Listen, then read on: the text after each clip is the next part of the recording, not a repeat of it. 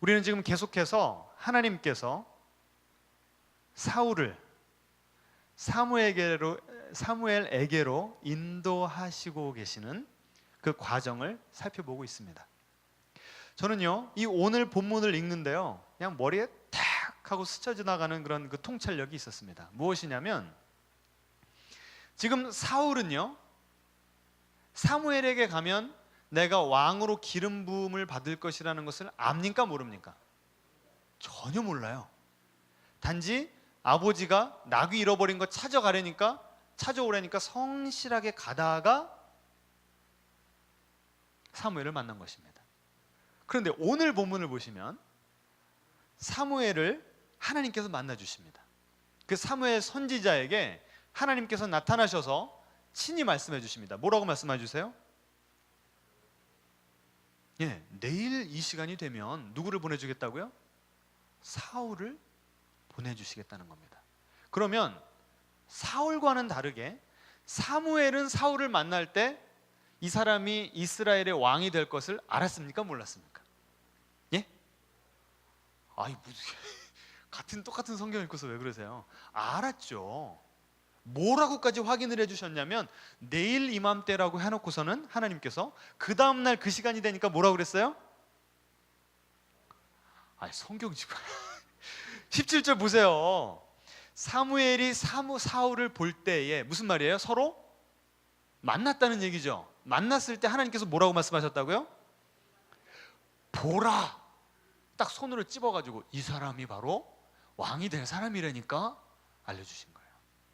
저는 이걸 보면서요, 하나님께서 우리의 인생을 인도하시는 크게 두 가지의 방식이 있다는 것을 다시 한번 깨달았습니다. 첫 번째 방식은 전혀 하나님께서 내 인생을 어떻게 인도하시는지 몰라요. 그런데 나에게 주어진 길을 성실하게, 신실하게 걸어가다 보니까 그 길이 바로 하나님께서 원하시는 길이고, 그 길을 통해서 하나님께서 만남의 축복을 주시는 거예요. 그런데 그 길만 있는 것이 아니고 하나님께서는 또 다른 방식으로 인도하세요. 어떻게 인도하세요? 무엇으로? 하나님께서 직접 우리에게 말씀하실 때가 있다는 것입니다. 지금 사울은요, 나도 모르게 하나님의 뜻 가운데로 걸어간 거예요. 사무엘은 하나님께서 이 사람이 그 사람이다 직접 말씀해 주시니까 정확하게 알았어요. 자, 제가 솔직하게 여러분에게 여쭙겠습니다. 여러분은 어떤 인도하심을 받기를 원하십니까? 전자예요, 후자예요? 예? 특별히 우리 봉신교회 성도님들은 좀 이 직통계시, 그렇죠? A냐 B냐 하나님께서 철저하게 말씀해 주시고 그 말씀만 철저하게 순종해가지고 가면 복 받는다. 그런데요, 오늘 이 본문이 우리의 신학을 조금 도전하고 조금 조정해 주는 것 같아요.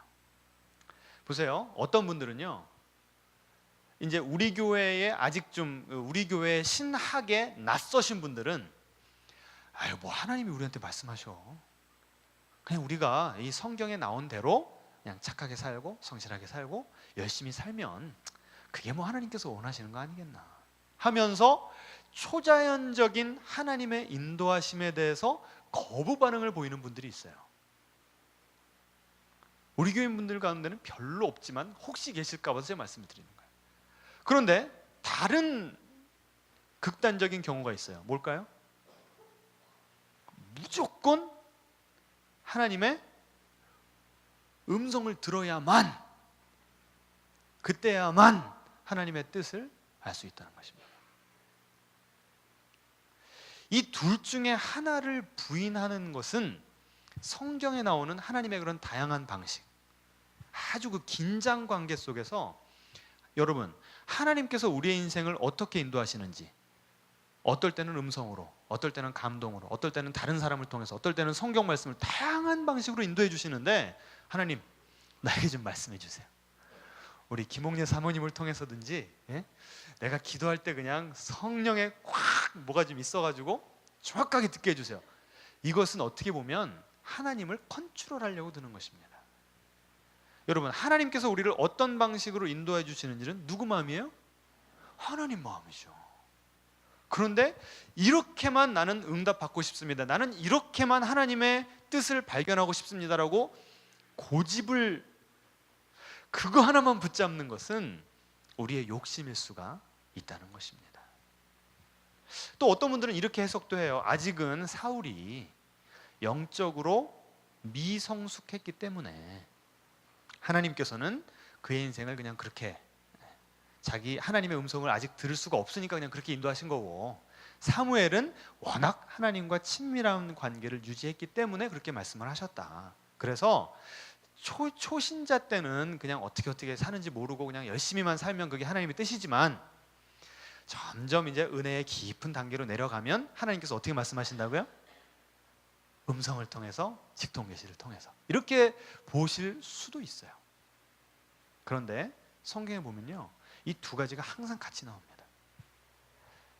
룻 아시죠? 룻, 이방 여인 룻. 룻이 누구를 만나서 행복하게 잘 살게 되죠? 보아스를 만납니다. 룻기예요. 룻기에 하나님이라고 하는 단어가 제가 알기로는 안 나오는 걸로 알고 있고요. 그 룻기에는요, 하나님께서 룻아, 네가 내일 그 이삭 거두는 그쪽 그 밤에 그 밤길로 잘 가보면 보아스라고 하는 멋진 남자가 자고 있을 거니까 거기 이불 살짝 들고 가서 이렇게 누워라. 하나님께서 이렇게 말씀해 주셨어요? 안 말씀해 주셨어요? 예? 말씀해 주시지를 않았죠. 근데 누구를 통해서? 시어머니를 통해서. 그러니까 이건 직통계시였습니까? 아니었습니까? 아니었죠.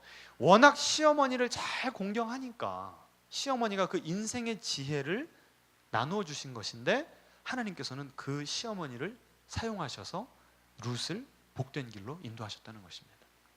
룻은요, 이방 여인이에요. 하나님도 잘 몰랐어요. 그런데 하루하루 주어진 삶, 그 이삭 줍기, 이방 여인이면은 이 사회, 이스라엘 사회에서는 가장 하층민입니다. 그런데도 나에게 주어진 길, 내가 봉양해야 될 그 한 사람을 최선을 다해서 섬기니까 하나님께서 그의 인생을 어디까지 인도하셨다고요? 보아스의 품까지 인도하셨다는 것입니다. 따라서 우리는 크게 하나님께서 인도하시는 이 두 가지가 있음을 믿고, 둘 중에 어느 하나만 붙잡고 다른 쪽을 경시하는 그런 신학은 좀 조정해야 될 것 같습니다. 아멘이십니까? 무슨 소리인지 좀 이해가 되세요? 네. 저 같은 경우는요, 저도 이런 두 가지를 다 경험했어요. 제 와이프를 만날 때요, 제가 제 와이프를 2003년 4월 2일 날 오후 4시에 만났습니다. 웨스트민스터 신학교 도서관 앞에서.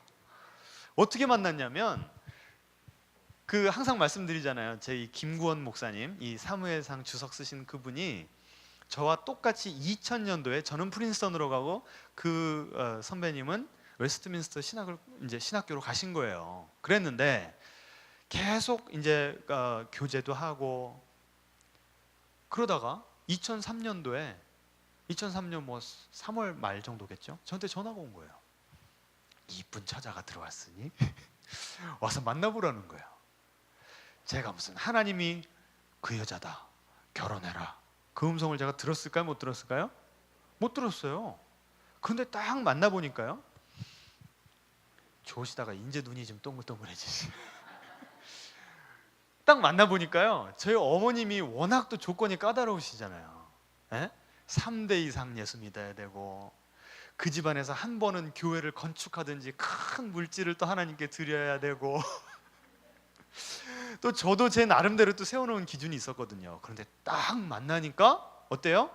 모든 조건이 다 맞아떨어지는 거야. 그러니까 그냥 얼씨구 나고 제가 잡았습니다.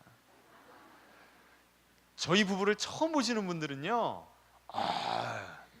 시집 잘 갔다고 그래요. 그런데 점점 저희 부부를 오래 알아가시면 다 뭐라 그래요? 장가 잘 갔다고 그런 거예요. 하나님이 우리를 이렇게 인도하신 거예요.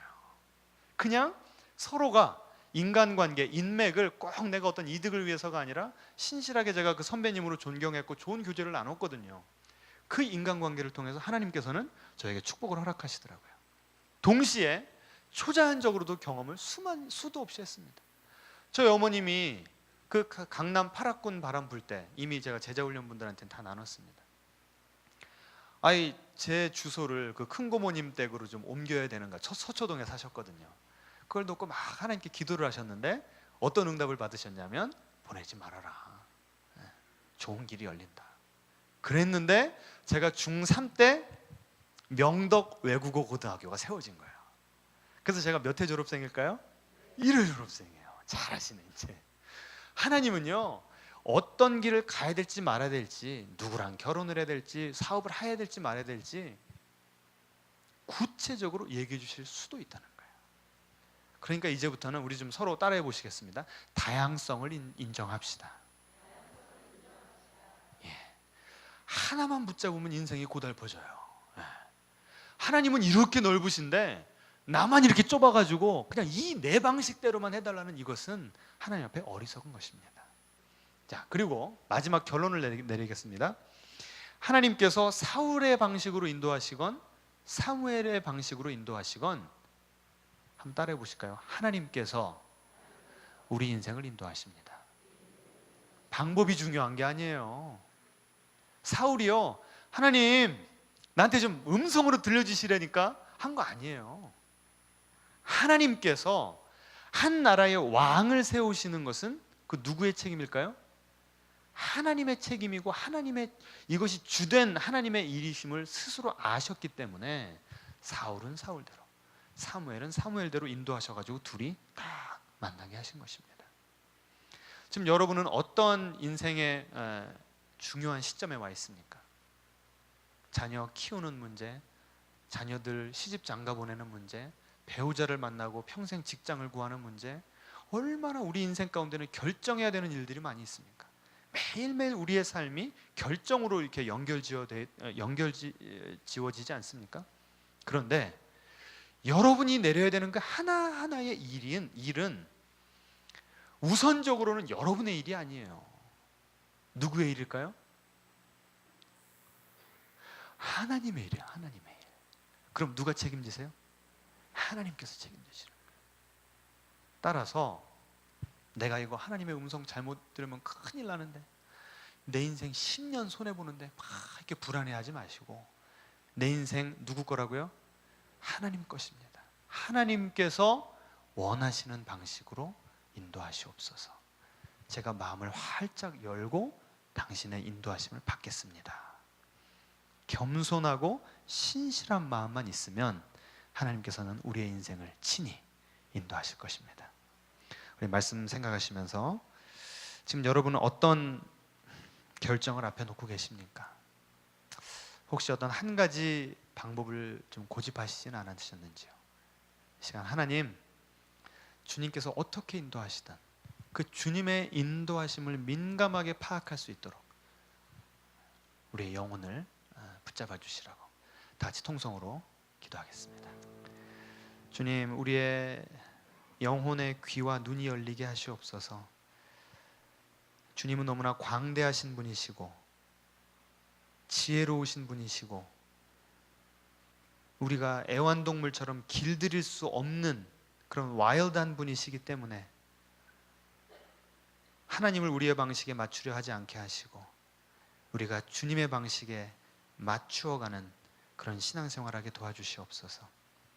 우리에게 지혜를 주셔서 하나님께서 어떠한 방식으로 인도하시건 하나님이 우리의 인생을 붙잡고 계심을 믿고 평안함 가운데, 하지만 최선을 다해서 주어진 모든 정보를 잘 종합하여서 하나님 앞에 결정을 내릴 수 있는 그런 지혜로운 신앙생활을 할 수 있도록 축복하여 주시옵소서. 우리의 인생을, 우리의 자녀와 가정과 생업을 주님께 맡겨드리며 예수님의 이름으로 기도합니다. 아멘.